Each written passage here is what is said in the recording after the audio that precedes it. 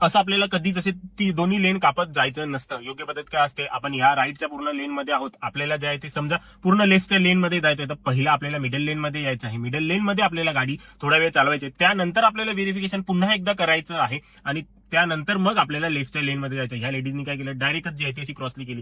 तिने मागे नक्कीच वळून पाहिलं, मिरर नक्कीच चेक केला, इंडिकेटर दिला नाही, परंतु तिने मागची लेन चेंज केली. ती रेड गाडी पाहिली, ती देखील खूप जवळ होती, तेव्हा देखील ओव्हरटेक करायला नाही हवं होतं, परंतु तिने मिडल लेनचं व्हेरिफिकेशन केलं. जी लेफ्ट साईडची लेन होती त्याचं अजिबात व्हेरिफिकेशन केलं नाही. लेफ्ट साईडचा जो आहे तो पुढे आला गाडीवाला वेगामध्ये, परंतु जर त्या महिलेने अगोदर चेक केला तर तो अपघात होण्यापासून वाचला असता. त्यामुळे कधीही भले आपण लेन चेंज करत असू दे तरी देखील आपल्याला इंडिकेटर देणं आणि लेन चेंज करण्या अगोदर व्हेरिफिकेशन करणं खूप जास्त गरजेचं आहे. आता बरेचसे लोक